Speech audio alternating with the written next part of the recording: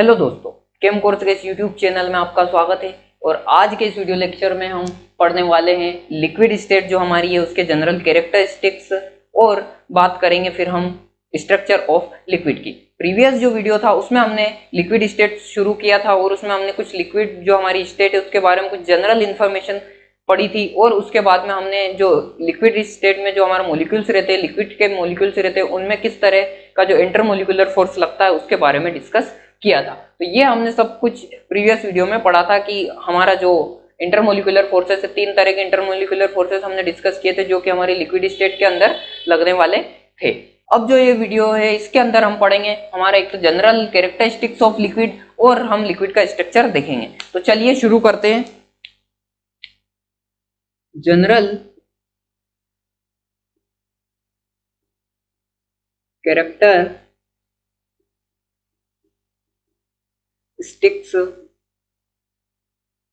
Of liquid. तो जैसा कि हमने प्रीवियस वीडियो में भी कुछ डिस्कस किया था कि जो हमारी लिक्विड स्टेट होती है वो हमारी सॉलिड स्टेट और गैसियस स्टेट के बीच की इंटरमीडिएट स्टेट होती है। यानी कि जो हमारी लिक्विड स्टेट होती है,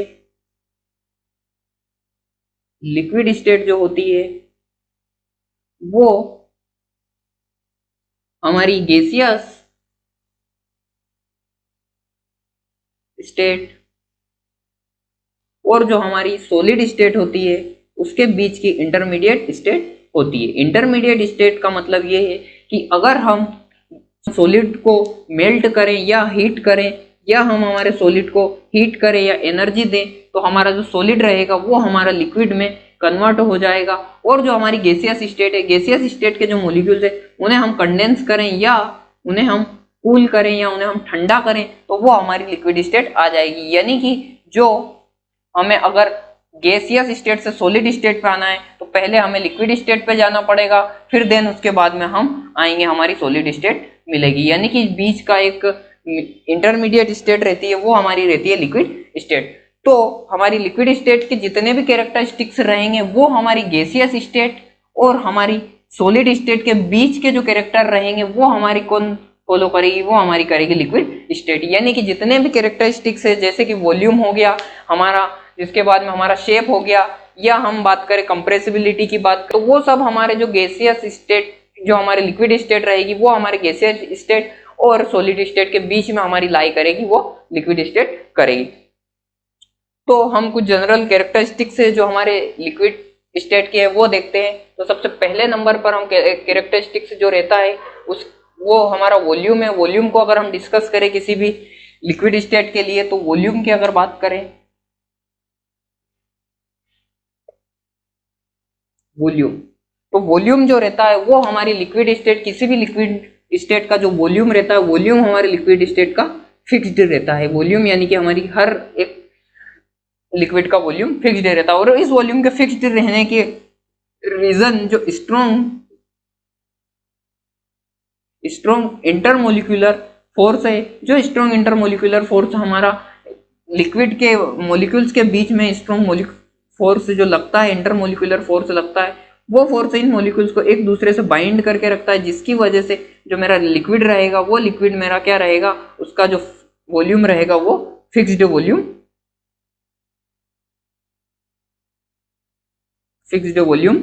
रहेगा हमारे लिक्विड का।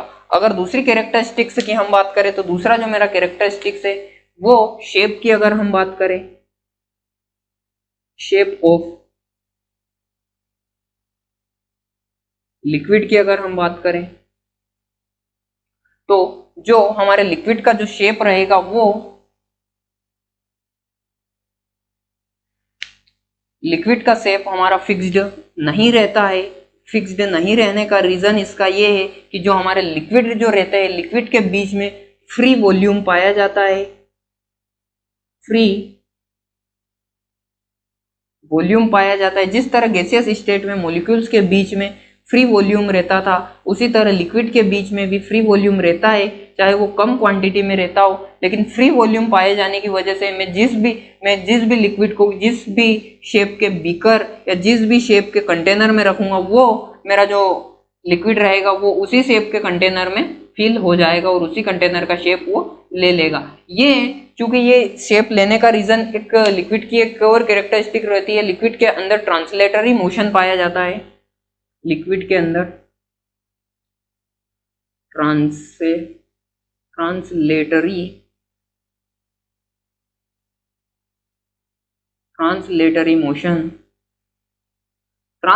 मोशन होने की वजह से लिक्विड जो हमारा रहता है वो जिस तरह के भी उसको बर्तन में या जिस तरह के भी उसको कंटेनर में रखा जाता है उसका शेप ले लेता है। ट्रांसलेटरी मोशन का मतलब होता है कि जो भी लिक्विड रहेगा उसका जो पूरा जो सिस्टम रहेगा, लिक्विड का पूरा सिस्टम, मान लो मैंने 100 ग्राम लिक्विड लिया है कोई सा भी, तो वो 100 ग्राम ही लिक्विड के जो मॉलिक्यूल्स रहेंगे एक दूसरे से बाइंडिंग होने की वजह से जिस तरह से पहला मॉलिक्यूल जिस डायरेक्शन में जाएगा उसी डायरेक्शन में वो भी मोशन करेगा, यानी कि पूरा system, all system in motion.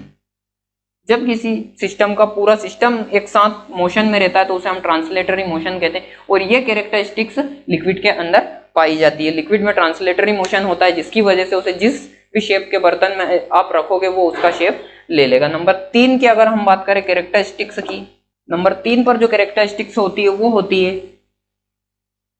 Density.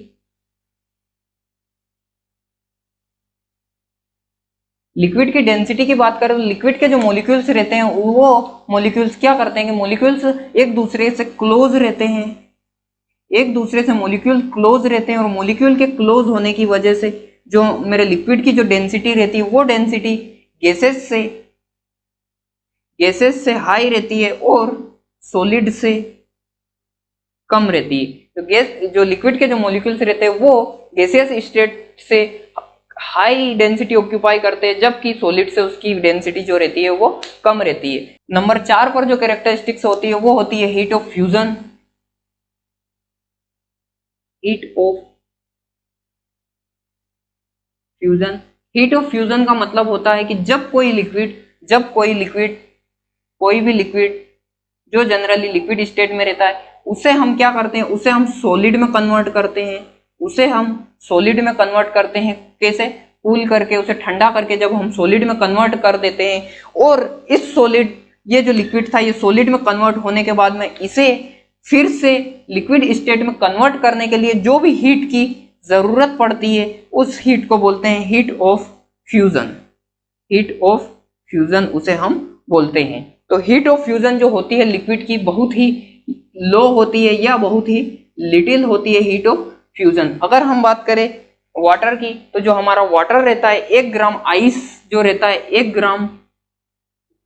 Gram ice जो रहता है वो 0 डिग्री सेंटीग्रेड पर उसकी हीट ऑफ फ्यूजन जो रहती है वो 335 जूल होती है। जबकि अगर हम बात करें वेपोराइजेशन, हीट ऑफ वेपोराइजेशन की, तो हीट ऑफ वेपोराइजेशन किसी भी लिक्विड की हीट ऑफ वेपोराइजेशन हाई रहती है, जो कि हम अगर इसी की बात करें 1 ग्राम वाटर की, 1 ग्राम H2O की अगर हम बात करें हीट ऑफ वेपोराइजेशन की, तो हीट ऑफ वेपोराइजेशन 1 ग्राम की 260 जूल होती है, जो कि हमारी 100 डिग्री सेंटीग्रेड पर रहेगी। तो ये था हीट ऑफ फ्यूजन, जो कि किसी भी लिक्विड की हीट ऑफ फ्यूजन बहुत ही लो या बहुत ही कम रहती है। अगर अब हम अगली कैरेक्टरिस्टिक्स की बात करें तो अगली कैरेक्टरिस्टिक्स जो हमारी होती है वो है हमारी कंप्रेसिबिलिटी। तो जो कंप्रेसिबिलिटी रहती है किसी भी लिक्विड की, कंप्रेसिबिलिटी किसी भी लिक्विड की गैसेस से काफी कम होती है, क्योंकि जो लिक्विड होता है हमारा, लिक्विड के बीच में जो फ्री स्पेस रहती है वो काफी कम रहती है। तो कंप्रेसिबिलिटी ऑफ लिक्विड की अगर हम बात करें तो कंप्रेसिबिलिटी ऑफ लिक्विड जो रहती है वो गैसेस से कम रहती है, और हमारा जो सॉलिड रहते हैं, सॉलिड से कंप्रेसिबिलिटी ऑफ लिक्विड ज्यादा रहती है, यानी लिक्विड को सॉलिड से ज्यादा कंप्रेस किया जा सकता है, जबकि गैसेस से कम कंप्रेस किया जाता है। गैसेस के केस में क्या रहता है, गैसेस के केस में मॉलिक्यूल जो रहते हैं वो दूर दूर रहते हैं, जिसकी वजह से जो ये फ्री स्पेस रहती है मॉलिक्यूल्स के बीच में ये काफी होती है। जबकि जो मेरा सॉलिड स्टेट रहती है, सॉलिड स्टेट में मॉलिक्यूल्स काफी डेंस रहते हैं, काफी पास नजदीक रहते हैं, जिसकी वजह से मॉलिक्यूल्स को आसानी से या उस सॉलिड को आसानी से कंप्रेस नहीं किया जा सकता। तो जो लिक्विड जो रहता है उसकी कंप्रेसिबिलिटी गैसेस से कम रहती है एवं सॉलिड से ज्यादा रहती है। अगली अगर कैरेक्टरिस्टिक्स की हम बात करें तो अगली जो हमारी कैरेक्टरिस्टिक्स होती है वो होती है हमारी डिफ्यूजन। किसी भी लिक्विड के डिफ्यूजन की बात करें तो जो डिफ्यूजन होता है, डिफ्यूजन जनरली गैसेस के मॉलिक्यूल्स के बीच में होता है। जो गैसेस के मॉलिक्यूल्स जो रहते हैं उन्हें अगर हम किसी भी गैस को खुला एनवायरनमेंट में छोड़ दें तो वो गैसेस के जो मॉलिक्यूल्स रहते हैं वो मॉलिक्यूल्स पूरे एनवायरनमेंट में फैल जाएंगे। और जो ये लिक्विड और हमारे सॉलिड का केस रहता है, लिक्विड और सॉलिड के केस में हमारा डिफ्यूजन नहीं होता है। डिफ्यूजन नहीं होने का रीजन वही है, हमारे जो लिक्विड और सॉलिड के जो मॉलिक्यूल्स रहते हैं वो स्ट्रॉन्ग फोर्स से बाइंड रहते हैं, इंटरमोलिकुलर फोर्स से बाइंड रहते हैं, जिसकी वजह से वो डिफ्यूज नहीं हो पाते। अगले अगर हम कैरेक्टरिस्टिक्स की बात करें लिक्विड के तो अगला हमारा कैरेक्टरिस्टिक्स जो होता है वो होता है वेपोराइजेशन। वेपोराइजेशन तो किसी भी लिक्विड का वेपोराइजेशन जो होता है वो सबसे मेन कैरेक्टरिस्टिक्स होती है। जब किसी लिक्विड को ओपन खुले वेसल्स में रखा जाता है या खुले बर्तन में जब रखा जाता है, किसी भी लिक्विड को भरा जाता है तो वो लिक्विड क्या करता है, उस लिक्विड के जो मॉलिक्यूल्स रहते हैं वो धीरे धीरे इवोपरेट होना स्टार्ट कर देता है। और वो इवोपरेट, वो वायुमंडल जो भी रहेगा एनवायरनमेंट में इवोपरेट हो जाएगा और धीरे धीरे ये लिक्विड अपने आप खत्म हो जाएगा। तो ये जो वेपोराइजेशन जो होता है लिक्विड्स का वो कंटिन्यूअस कांस्टेंट प्रोसेस है, एक कांस्टेंट प्रोसेस होता है जिसमें कोई भी लिक्विड अगर आप खुले में रखते हैं, खुले एनवायरनमेंट में रखते हैं तो उसके एक एक मॉलिक्यूल जो रहते हैं वो इवोपरेट हो जाते हैं, वेपर फॉर्म में बन जाते हैं। अगर आप इवोपरेशन को देखें तो इवोपरेशन को अगर हम समझते हैं तो इसके लिए हम एक सेपरेटली वीडियो बना लेंगे कि किस तरह से हमारे कोई भी लिक्विड जो होता है उसके मॉलिक्यूल जो रहते हैं किस तरह से इवोपरेट करते हैं, किस तरह से वो वेपोराइजेशन होता है उसमें। तो ये कुछ थे जो हमारे लिक्विड्स के जनरल कैरेक्टरिस्टिक्स थे, जो बहुत ही बेसिक थे, बहुत ही थ्योरेटिकल थे, जो कि लिक्विड स्टेट को समझने के लिए, डिफाइन करने के लिए थोड़े से समझना बहुत जरूरी थे, इसलिए हमने इन्हें समझा। अब अगर हम बात करें लिक्विड के स्ट्रक्चर की कि एक कोई भी लिक्विड अगर रहता है तो उसका स्ट्रक्चर किस तरह से हो सकता है, तो क्या रहेगा, कोई भी लिक्विड जो रहता है, हमने अभी जैसे देखा हमें कि लिक्विड जो रहता है हमारा वो क्या रहता है, लिक्विड जो है वो हमारा इंटरमीडिएट स्टेट है।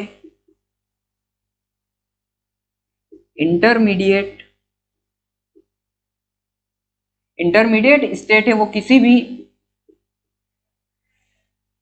जो लिक्विड हमारा रहता है वो इंटरमीडिएट स्टेट है सॉलिड और गैसेस के बीच की, गैसेस और सॉलिड के बीच की इंटरमीडिएट स्टेट है। तो अगर लिक्विड के स्ट्रक्चर की बात करें तो लिक्विड का स्ट्रक्चर भी कुछ इस तरह से रहेगा कि वो सॉलिड और गैसेस के दोनों के कैरेक्टर शो करेगा। तो जो लिक्विड रहता है मेरा उसमें सॉलिड के क्या क्या कैरेक्टर रहते हैं और गैसेस के क्या क्या कैरेक्टर रहते हैं, अगर ये मैं देखता हूं तो जो लिक्विड जो रहता है वो गैसेस से कौन सा कैरेक्टर रखता है, तो गैसेस से उसका जो शेप रहता है, शेप गैसेस की तरह रहता है, यानी कि शेप कैसा रहता है, अनफिक्स्ड जो शेप रहता है वो गैसेस का भी अनफिक्स्ड शेप रहता है और हमारे लिक्विड का भी अनफिक्स्ड शेप रहता है। यानी कि जो उसके शेप की बात करें तो वो शेप लाइक किस तरह से बिहेव करेगा, तो वो शेप में हमारे गैसेस की तरह बिहेव करेगा। अगर हम बात करें वॉल्यूम की तो वॉल्यूम जो रहेगा, वॉल्यूम में हमारा जो लिक्विड रहेगा वो किस तरह का बिहेव करेगा, तो वॉल्यूम जो रहता है लिक्विड का फिक्स्ड रहता है और फिक्स्ड वॉल्यूम किसका रहता है, तो फिक्स्ड वॉल्यूम हमारे सॉलिड का रहता है। तो वॉल्यूम में जो हमारा लिक्विड रहेगा वो किस तरह से बिहेव करेगा, तो वॉल्यूम में हमारा जो लिक्विड रहेगा वो सॉलिड लाइक बिहेव करेगा। और अगर हम बात करें डेंसिटी की तो डेंसिटी में भी हमारा जो लिक्विड रहेगा वो सॉलिड लाइक बिहेव करेगा, सॉलिड लाइक बिहेव करेगा किसमें, डेंसिटी में। इसके बाद अगर हम बात करें डिफ्यूजन की तो डिफ्यूजन में भी हमारा जो लिक्विड रहेगा वो सॉलिड की तरह बिहेव करेगा। इसके बाद में कंप्रेसिबिलिटी की अगर हम बात करें तो कंप्रेसिबिलिटी में जो हमारा लिक्विड रहेगा वो गैसेस की तरह बिहेव करेगा, गैसेस की तरह बिहेव करेगा किसमें, कंप्रेसिबिलिटी में। और अगर हम बात करें कि हमारा लिक्विड किस तरह से बिहेव करेगा तो हमारा लिक्विड जो रहेगा मोशन, मॉलिक्यूल्स के जो मोशन रहेंगे वो उसके मोशन जो रहेंगे वो हमारे गैसेस की तरह मोशन कर सकते हैं लिक्विड के मॉलिक्यूल। तो स्ट्रक्चर भी कुछ लिक्विड का ऐसा ही रहेगा कि वो गैसेस स्टेट और सॉलिड स्टेट के बीच का इंटरमीडिएट रहेगा उसके स्ट्रक्चर। तो जो हमारे लिक्विड के जो स्ट्रक्चर है उसको समझने के लिए हमें 3 थ्योरियां हैं, जो थ्योरियां हम अभी इस लेक्चर में पढ़ेंगे। नंबर फर्स्ट पर जो थ्योरी पढ़ेंगे वो होती है हमारी एयरिंग की थ्योरी। तो एयरिंग की थ्योरी मुझे क्या बोलती है? एयरिंग की थ्योरी हमें ये बोलती है कि जो भी लिक्विड स्टेट रहती है उस लिक्विड स्टेट के जो मॉलिक्यूल्स रहते हैं वो मॉलिक्यूल्स के बीच का जो फ्री स्पेस रहेगा, जो फ्री स्पेस रहता है मॉलिक्यूल्स के बीच का जो फ्री स्पेस रहता है वो फ्री स्पेस उस लिक्विड के जो टोटल वॉल्यूम रहेगा, उस लिक्विड का जो टोटल वॉल्यूम रहेगा उस वॉल्यूम का 3% रहता है। यानी कि जिस भी लिक्विड को आपने दिया हुआ है, कोई भी लिक्विड स्टेट है, उस लिक्विड स्टेट में जो मॉलिक्यूल्स के बीच का जो फ्री वॉल्यूम रहेगा वो फ्री वॉल्यूम जो उस लिक्विड स्टेट का जो टोटल वॉल्यूम रहेगा उसका कितने प्रतिशत स्पेस ऑक्यूपाई करेगा? तो वो हमारा 3% स्पेस ऑक्यूपाई करेगा। यानी कि एयरिंग की थ्योरी हमें ये बोलती है कि किसी भी लिक्विड का स्ट्रक्चर किस तरह का होगा, तो उस लिक्विड का स्ट्रक्चर इस तरह से होगा कि उस लिक्विड का जो टोटल वॉल्यूम रहेगा उसका जो फ्री वॉल्यूम रहेगा वो उसका 3% पोर्शन रहेगा। तो टोटल वॉल्यूम मान लो मेरा 100 ml है, तो 100 ml का मेरा 3 ml का जो स्पेस है वो मेरा फ्री वॉल्यूम ऑक्यूपाई करेगा। तो ये हमें कौन बोलती है? ये हमें एयरिंग की थ्योरी बोलती है। Bernal and Scott theory. Bernal and Scott की जो थ्योरी है वो हमें ये बोलती है कि कोई भी लिक्विड स्टेट के मॉलिक्यूल्स इस तरह से रेंडमली अरेंजमेंट होते हैं, इस तरह से रेंडम अरेंजमेंट होता है उनमें कि उनके जो मॉलिक्यूल्स रहते हैं वो पॉलीहेड्रल शेप से घिरे रहते हैं, पॉलीहेड्रल शेप से घिरे रहते हैं। इसको समझते हैं एक एग्जांपल से। मान लो कि कोई लिक्विड स्टेट है, कोई भी लिक्विड है मेरे पास में, तो ये लिक्विड के जो मॉलिक्यूल्स रहेंगे ये इस तरह से अरेंज होंगे कि उनके आसपास में वो पॉलीहेड्रल शेप से दूसरे जो मॉलिक्यूल्स रहेंगे वो इस तरह से उसे घेर के रखेंगे कि वो पॉलीहेड्रल शेप बना लेंगे। मान लो मेरे पास में ये एक मॉलिक्यूल है, ए मॉलिक्यूल्स, तो इस मॉलिक्यूल्स के आसपास जो आने वाले लिक्विड के दूसरे मॉलिक्यूल्स रहेंगे वो इस तरह से अरेंज हो जाएंगे इसके आसपास कि वो पॉलीहेड्रल शेप बना लेंगे, पॉलीहेड्रल शेप ऑक्यूपाई कर लेंगे। इस तरह से हर एक मॉलिक्यूल्स के आसपास कुछ मॉलिक्यूल्स इस तरह से अरेंज हो जाते हैं कि उस मॉलिक्यूल्स के आसपास पॉलीहेड्रल शेप बन जाता है। ये हमें कौन बताता है? ये हमें बताती है बर्नॉल एंड स्कॉट की थ्योरी हमें बोलती है। इसके बाद जो हमारी थ्योरी आती है वो आती है हमारी cybotactic model theory, cybotactic group model theory. तो साइबोटेक्टिक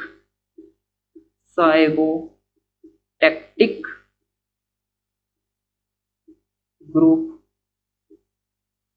मॉडल। तो साइबोटेक्टिक ग्रुप मॉडल जो रहता है वो हमें लिक्विड के स्ट्रक्चर के बारे में क्या बोलता है? तो साइबोटेक्टिक ग्रुप हमें लिक्विड के स्ट्रक्चर के बारे में ये बोलता है कि किसी भी लिक्विड के जो मॉलिक्यूल्स रहेंगे वो इस तरह से उस लिक्विड में इस तरह से अरेंजमेंट होते हैं कि वो मॉलिक्यूल्स जो रहेंगे वो क्रिस्टलाइन, जो हमारे सॉलिड की तरह कुछ ग्रुपिंग में ऑर्डर बना लेंगे और वो जो ऑर्डर रहेगा वो शॉर्ट रेंज का ऑर्डर रहेगा। यानी कि जो हमारा लिक्विड का जो स्ट्रक्चर कुछ इस तरह से हो जाएगा, जो लिक्विड के मॉलिक्यूल्स रहेंगे वो लिक्विड के मॉलिक्यूल्स जो रहेंगे वो एक फिक्स्ड अरेंजमेंट, जो कि हमारे सॉलिड जिस तरह का अरेंजमेंट रखता है, पैटर्न में अरेंजमेंट रखता है, उस तरह के अरेंजमेंट में अरेंज हो जाएंगे, वो भी ग्रुपिंग में। और ये जो ग्रुप बनेंगे ये बहुत ही शॉर्ट रेंज में बनेंगे, बहुत ही छोटी रेंज में बनेंगे। यानी कि जो लिक्विड रहेंगे, लिक्विड के मॉलिक्यूल्स ग्रुपिंग कर लेंगे, जो कि ग्रुपिंग किस तरह की रहेगी? ग्रुपिंग जो रहेगी वो हमारे क्रिस्टलाइन सॉलिड की तरह पैटर्न रखेगी, क्रिस्टलाइन सॉलिड की तरह अरेंजमेंट रखेगी। और इस तरह के ग्रुप को बोलते हैं साइबोटेक्टिक ग्रुप, जो किस तरह से अरेंज रहेंगे। और ये ग्रुप किस तरह से अरेंज रहेंगे? ये ग्रुप जो रहेंगे वो ऑर्डरली अरेंज रहेंगे, ऑर्डरली अरेंज रहेंगे। जिस तरह से सॉलिड में जो स्ट्रक्चर रहते हैं, सॉलिड में जो स्ट्रक्चर रहते हैं, फिक्स्ड ऑर्डर में जो स्ट्रक्चर रहते हैं, उसी तरह हमारे लिक्विड के भी मॉलिक्यूल्स एक अरेंजमेंट, फिक्स्ड अरेंजमेंट कर लेते हैं, जो कि जो अरेंजमेंट रहता है वो बहुत ही शॉर्ट रेंज में रहता है। तो ये हमें कौन बोलती है, लिक्विड के स्ट्रक्चर के बारे में साइबोटैक्टिक ग्रुप मॉडल हमें बोलता है। तो ये हम जो इस वीडियो में हमने जो पढ़ा, जनरल कैरेक्टरिस्टिक्स ऑफ लिक्विड पढ़ा, इसके बाद में हमने जो हमारे लिक्विड का स्ट्रक्चर के बारे में डिस्कस किया। इसके बाद जो लेक्चर आएगा उसमें हम डिस्कस करेंगे लिक्विड क्रिस्टल की, और लिक्विड क्रिस्टल जो हमारा होता है वो एग्जाम पॉइंट ऑफ व्यू से बहुत ही इंपॉर्टेंट टॉपिक है।